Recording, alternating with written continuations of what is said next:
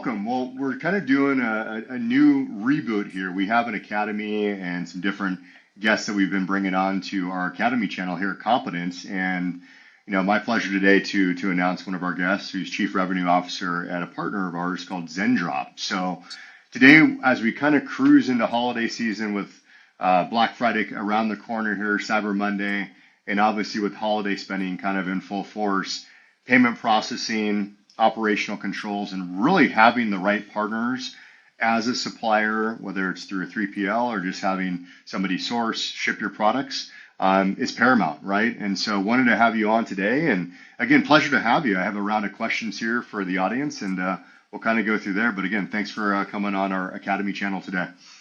Yeah, thanks, Mike. Thanks for having me. Super excited to kick off and love the partnership between Zendrop and Competence and super excited to be here.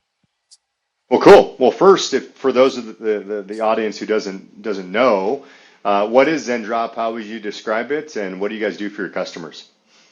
Yeah, so we are an end-to-end full service sourcing and fulfillment company for both dropshippers and brands. Mhm. So we have two large warehouses out in China, 500 plus employees out there. We can source directly from manufacturers. That's all we do. We don't use any middlemen. A lot of people go through AliExpress, Alibaba. That's a bunch of trading companies typically. They're not the source of where the product is actually manufactured. So what we do is we go direct to the manufacturer, source Mhm. products for them, whether they're drop shipping or ordering inventory. They'll go through our warehouses. We'll quality control all the products. If they're storing it at our Chinese facilities, then they have that Chinese 3PL service that we provide. When orders go out, we quality control, pick and pack, and then send it to the end customer. We also, once they graduate into a higher scale merchant, we also have our US 3PL. So we have a warehouse in Ohio and a warehouse in Miami. So we're that end-to-end solution where a lot of these other platforms are a bit disjointed. You can either source or you can fulfill with two different platforms, or it's either Chinese or just US, right? And we're that all-encompassing platform that we've created. Perfect. Yeah, no, I obviously see on the website and your name's been floating around. You guys have been growing like a weed too. So it's been great seeing your journey and kind of the evolution and where you guys are making your mark. And curious. Obviously, we kind of talked about Zendrop there and just kind of the macro view of what you guys do. But how'd you get in the business, and when did you get in the business, and what was your kind of prior experience prior to joining the company? Yeah, so the business was founded actually right around COVID time. So around Okay. 2020, early 2020, it boomed in 2020 immediately, just with that influx of online businesses around that time. Mhm. I joined it's been about 3.5 years now, maybe 4 years. I joined around 2022, early 2022. I connected with the founder, Jared Getz. He started the business because he ran the biggest info business. I think I told you this Mhm. before, and Mhm. his students were asking for a supply chain solution that was reliable. And so that's when the idea of Zendrop was born. Then he brought me on and a number of others to help grow it, right? And before this, I was doing investment banking. So he reached out to me and my partner actually to work on a financial model with him. And we didn't really have ecom experience back then. And we were bankers, right? So we looked at the model, we looked at Zendrop, we looked at what he was trying to do, and we thought, okay, wow, this is a great opportunity to grow a business that we believe in. Mhm. He gave us the pitch. We went out and visited him. I actually went to China, and then we joined the business. So since then, we've grown significantly. Servicing both the beginner market of drop shippers that are trying to join, the ecom industry, and to that expert merchant, right? That high touch service that we provide called the Zendrop Private Agent Program. That is meant for the merchant actually doing orders. So, we've grown both sides of the businesses, and it's been a hell of a journey so far. Yeah, it's been great to see you again. Like I mentioned, we met face to face in Budapest. It was at Alex Fedotov's event, and Yeah. I think you were one of the sponsors there, and that's where we were able to, get to know each other, acclimate. But again, Yeah, we've been able to yeah, see each other kind of in action too, which has been great. yeah, exactly, exactly. We met in Budapest. We sponsor a lot of his events and some of these other larger e-com merchant events around the world. Um, Hmm. we met you guys. There's obviously a few competitors you have in the space. They've hit us up to partner, and then we chose you just because it was a lot more synergistic since you offer more than just payment processing. It's like that full Hmm. service. Um, And it's been super useful for our users personally. We're able to refer to them whenever they ask us, hey, who can cover our payments? Who can give us guidance on payment processing? Who can do this and that? And you guys have been a great partner since then. Yep, no, appreciate it. And again, back to you guys as well. You guys have done great with our clients, and we like to keep things going. So for a lot of our merchants out there, there's just kind of like this sea of suppliers, agents that are recommended and that you can work with essentially. Now, what kind of separates you from the pack? Like, what's kind of like the North Star for you guys in comparing you to other vendors out there that are doing what you're doing? Yeah, so there's a few really key differences that I like to hone in on. One being that we are the only US based company with Chinese infrastructure. So we are the only ones that are based in the US. We have a US office, a US team, but we own the infrastructure out in China. Like I mentioned, those two large warehouses that we have and the 500 employees.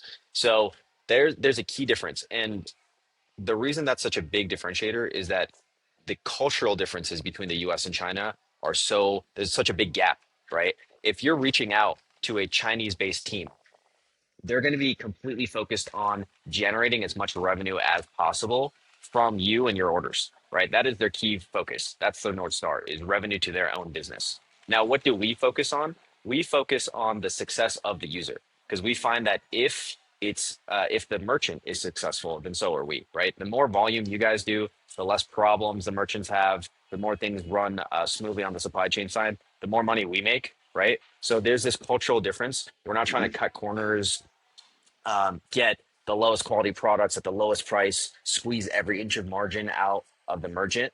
Um, we focus on providing the best possible supply chain experience and the best customer experience, right? Hmm. Whether that means quicker shipping times, sourcing products that are higher quality than just this average quality that you get, giving optionality on ship times, right? One of the biggest things that we do is we have the opportunity for merchants to choose what shipping lines they want. So say they value faster shipping times, but the price is maybe marginally higher than the others. They're okay with that, right? Or if Hmm. they want, slower shipping times, but they're completely focused on margin. They want the lowest possible pricing they can get. Okay, we can do that too.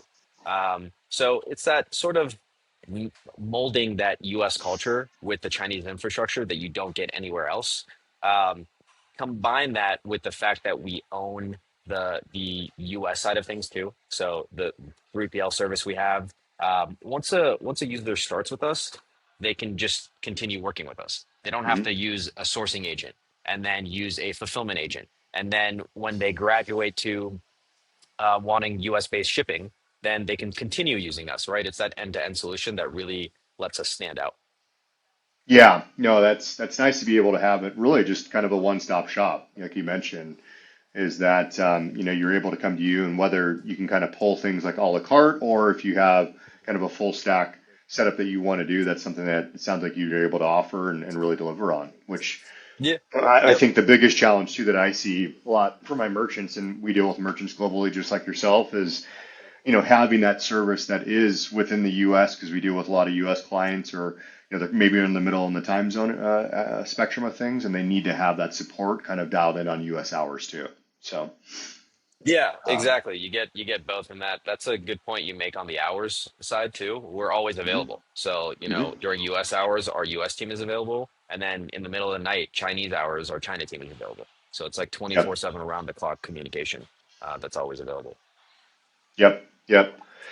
Now, in terms of like where you see, and this is like, looking at where things are going, like with tariffs, right? I think that's something that's always a concern. It's been a topic since really Trump has been been in seat. What are some of the biggest questions you see around that, just to kind of just off the top of your head, and how do you help merchants solve those challenges or those questions that they're asking, just specifically around tariffs and shipping into the U.S.? Yeah, it's interesting because tariffs haven't really affected our business. And Hmm. that's what, a lot of people on the outside looking in, they're like, oh, you guys must be getting crushed and this and that. And it actually hasn't been the case. One of the main reasons is that everyone's playing at a level playing field, right? Hmm.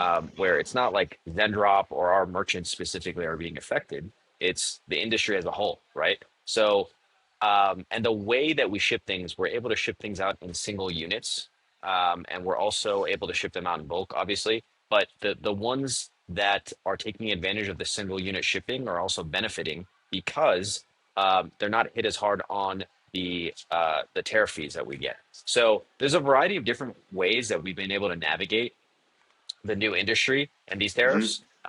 We just have to get creative, right? We look at their brand, we look at how they're operating, whether they have inventory in the US, whether they have inventory in China, and we come up with a plan that's most strategic for them so that Hmm. they're paying the least amount of taxes or tariffs as possible, Hmm. while also noting that, okay, this marginal increase in price also is affecting everyone else. So you're not really ruining anything in terms of your spend, your margins. You still have the same amount of customers. You're able to scale just as much as you were previously.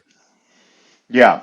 Yeah, I'd say that's interesting. I think, it's the entire industry. I think everybody is feeling it. It doesn't matter what you're doing, if you have a fully branded situation or doing drop shipping. I mean, obviously with smaller merchants, it's more impactful to them, but if they're able to increase or change their pricing strategy at checkout and kind of alter or change different things, look at upsell offers or add-ons. I mean, there's always a way, through every challenge, right? And I think that's where people get used to kind of what the old way was, and they're like, oh no, now it's changing. But those that really adapt and try to find that opportunity are the ones that are the most successful, right? So Yeah, you see that. yeah, exactly. And the biggest thing to note, the tariffs historically have been on the product cost itself, which when you're sourcing from China, it's pretty marginal. It's Hmm. not that large of a product. Really, the main cost on fulfillment, the main cost comes from fulfillment itself, right, and shipping.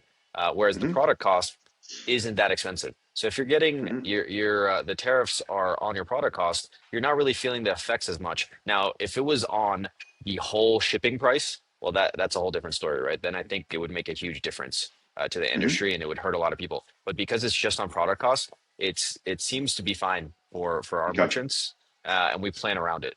So Yeah. Okay. Interesting. Yeah, with holiday season coming up again, there's always chatter about it. I think we're in a lot of the same like chats and stuff like that, but I think it's seems to have died down a little bit. I think it was more earlier in the year with some of the changes and things that, around like de minimis thresholds and things of that nature, yeah, but it's yep, definitely changed. I think the sentiment has changed. I think spending power in the US is definitely altered, I would say, but I think you have to adapt. And again, there's been a lot of changes with how people are running like straight sale offers versus like MRR. So, yep. there's been a change in the business model to kind of like adapt to that, right? And notice that the straight sale offers are really dying down a little bit, where you got to look to a subscription model now. So, Yeah, mhm. exactly. Like people, you have to be able to adapt, right? You're not a Mhm. business owner if you don't know how to adapt. So if Mhm. you come to us and you're like, "Hey, tariffs are hurting me completely and I can't scale anymore and I'm done," then it's like, you're not thinking strategically about your business and you need to Right. change your mindset a bit. You need to look at it as an opportunity rather than something that would effectively kill your business, right? Mhm. So, like you said, the MRR part is actually huge, especially in the supplement space right now. They're getting a Mhm. lot of recurring revenue from the supplement side, Yep. and even if you're not in the supplement industry, if you're working on other products, you're still able to take advantage of, let's say, bundles or upsell opportunities or anything you can do to really increase that AOV helps you out. Mhm. Right. Right. Exactly. Oh, good points there. And looking at your company too, like what are some of like big things that you guys are looking to release, launch, anything that you're looking to add to kind of your overall like product stack and what you guys are Yeah. able to do? Yeah. So in general, again, one of the things that I didn't highlight that differentiates us versus the competition out there is Hmm. our software. So Hmm. we have a robust software, obviously there to help the merchant automate everything. We're not using spreadsheets back and forth for fulfillment, and we're releasing a lot of product features that are meant for the expert seller. We just released a robust inventory management feature in the app that we have. Um, we have a whole P&L dashboard that you can take a look at and track how things are doing. We're about to implement your ad spend in that dashboard too, so you can get really a true P&L from start to finish rather than just looking at, okay, here's my revenue and here's my COGS. It'll be full Hmm. force, right? It'll be end to end. a P&L statement that you can always use. Um, Not only that, we've released some new features too when it comes to tracking numbers, where we are customizing tracking numbers for our merchants. So if their end customer clicks on their tracking link, it's going to pop up with their branding of their store. So it'll be Hmm. customized to that merchant itself. So there's a number of really product features that are enhancing the experience on the fulfillment side. I think Okay. historically, sourcing and fulfillment has been like a legacy industry without a lot of innovation, and we're trying to change that a bit, right, through the use of the software that we have. So just deeper analytics on everything, just from like a very granular perspective, and being able to dive in on like daily sales, weekly, monthly, where you can trim or maybe enhance spend or cost or whatever, maybe cost reduction. So it Yep, sounds like everything's just a exactly. fully, I don't know, just fleshed out dashboard that you're Yeah, offering where it's more spreadsheets and Google Sheets where competitors offer, right? It's just yeah. they're looking, okay, got it. Exactly, Understood. exactly. We just want to like we want Zendrop to be the platform where you can log in and do everything, right? Hmm. Like you can check on your analytics, you can check on the performance, you can identify areas where you need to cut back on or double down on, right? So Right. other rather than just being a sourcing and fulfillment solution, why don't we add some more value operationally? Hmm. Yep, exactly. That's good. We're doing something similar on our side too. So kind of rhymes. We built out a portal called My Competence that we're kind of in beta right now, where it's basically you have everything like at your fingertips versus having to book a call, and we're chatting through it, and it's kind of like that's the old school consulting way. So now we're trying to give it to where it's all in their hands and they have all the data they need to make informed decisions. So Amazing. Yeah, no, yeah. that's fantastic. Again, more reasons why we decided to partner with you guys, right? You guys are innovative as well, and Mhm. you keep up with the industry. So it's great to work with you guys. Yeah, no, it's been great. And yeah, in terms of our partnership, like what's kind of an ideal client for you? Like I know you kind of mentioned that you do work with startup brands to obviously more mature brands, but what is in your wheelhouse? And maybe it is that startup brand that's looking to come in brand new and that's kind of Yeah. where you cater to, but you've also evolved to the next step as well. But just more curious on your ideal customer. And then second question around that, like just is there cost to kind of evaluate, have a conversation? More curious again for our users that are hearing about you guys for the first time. What does that ICP look like for you? And then also what's like a setup process or maybe just like an introduction call? Yeah. Curious on those. Yeah. So our minimum threshold for specifically larger merchants, our target market is brands and merchants doing at least 50 orders daily, right? That's Hmm. where, at the minimum. Now, we've worked with people doing 1,000, 2,000, 3,000 orders on a daily basis, right? Because we have that ability, because we own the infrastructure out in China, we can do those things. But our minimum is at least 50 orders a day, Okay. and there's no cost to just hop on a call with us and get quoted. So we'll basically do an audit. We'll look at your fulfillment. We'll look at whether your current suppliers are doing the right things. They're providing the products that they say they are. They're providing the shipping carriers that they say they are. We'll evaluate whether you can save costs on packaging, on the product itself. There's a number of different things we do during this audit, and it's completely free. And you guys can hop on with us. We connect you with our fulfillment consultants.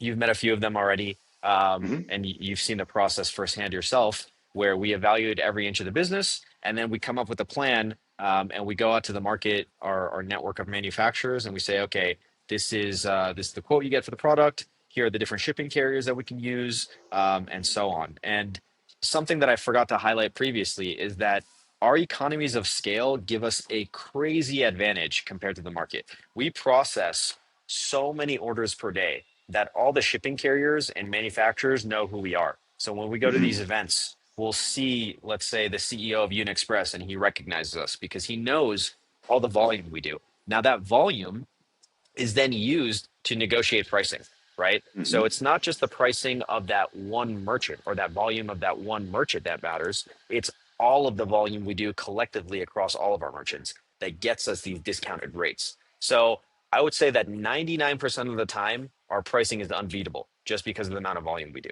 So we're in the top three most processed orders from China with this model. Okay. Oh, good to know. I know a lot of merchants that we work with. I mean, we basically ask for everything but like a DNA sample to make sure that we get them Yeah. approved for their processor. And a lot of it too is like we're helping like with the operations, making sure their overall like risk mitigation is completed. But it's something definitely that we're talking to more merchants about because they'll have these like napkin mass supplier agreements, and it seems like it's almost Yeah. stitched together like with various different sources of truth. And um, for an audit, and just to kind of tee it up, like what are the things that you would recommend just to do a quick audit and just synopsis of like exactly what you guys can do, assuming the supplier agreement, pricing list, any other items too that they would bring for like an audit, just a complimentary one? Supplier agreement, yeah, what their current prices are, what their fulfillment solutions advertise that they're using for their shipping carriers. Hmm. That's a big one. Having some tracking numbers Okay. handy, 5 to 10 tracking numbers that we could take a look at. A lot of times we've seen that every fifth order or every 10th order, the fulfillment provider will use a different shipping carrier. And that's to save Hmm. that marginal cost, right? They're using a worse carrier that's much slower, but very cheap for them, but still Hmm. charging you the same price as using, say, a Unexpress or something much faster, right? So that Yeah. they make that incremental margin. So those are things we've discovered during our audits that the merchant has no clue about, right? Okay. And they're noticing that their complaints have gone up, even if it's 5 to 10% of your orders are delayed. I mean, that's still hefty, right? Hmm. If you can bring that down to 3%, then that's huge. And even defect rates, right? So we'll take a look at their complaints that they're getting from their store. We can take a look Hmm. at defect rates. And if, say, all else, you keep your product costs the same and your fulfillment costs the same, but the amount of defects you have decrease because of what we've audited, you're immediately saving money, less Yep. refunds, less defective products, right? So those are Hmm. just a few other things that we take a look at. Okay, perfect. Yeah, good to know. And again, I think a lot of, especially like after holidays, things like that, typically everyone kind of does just a full audit of everything, whether that's supplier information, payment stack, banking stack, making sure that everything is just like grease ready to go for the next year, and you're able to kind of go do it again, right? It's crazy to see Yeah. that it's almost been this year's almost done. It's just nuts how things Yeah. fly by. But Yeah, um, exactly. well, cool. Well, yeah. Any closing thoughts on your side? I know we covered some good questions, but again, we really want to just have this to where it's good information for our clients because a lot of clients are evaluating different supplier partner relationships. So, anything else on your side that you'd like to cover and review? Um, no, I think we covered most of it.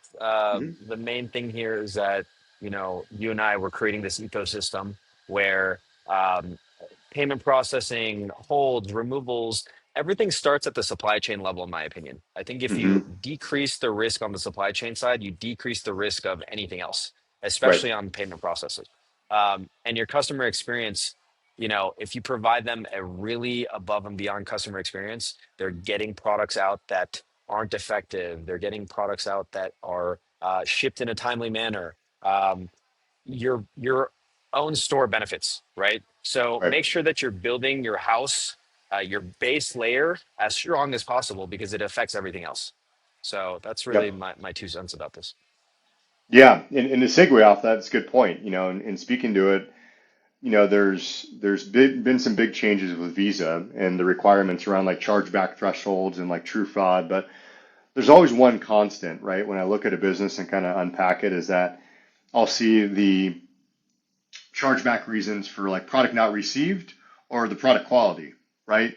So that typically, depending on the amount, and again, not every product's going to be perfect because it's in the eye of the beholder, and you can't make everybody happy. I get that, but if there's a constant issue around shipping times, that shows you that either A, that supplier is not delivering or you're not shipping the product on time, and you're not being very descriptive on your website too of like when you're actually receiving the product. So there's a couple different things there, but if you're seeing a lot of those issues, that's probably time to evaluate and really look at who you're partnering with from a supply perspective.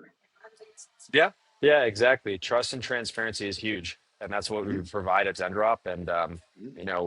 we want the merchant to have the best experience, and in turn, their customers will have the best experience. So totally agree. Yep. Yep.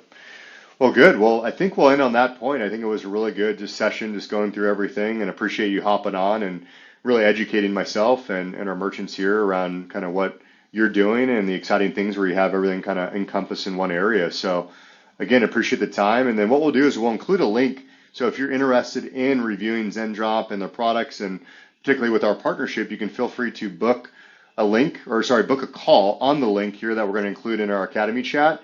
And then we'll also have right below just some information on Zendrop and kind of their full stack, what they do. So again, appreciate the time, Cheyenne, and look forward to continued partnership. Yeah, thanks, Mike. Super excited to see how we grow together. Really appreciate it. Perfect.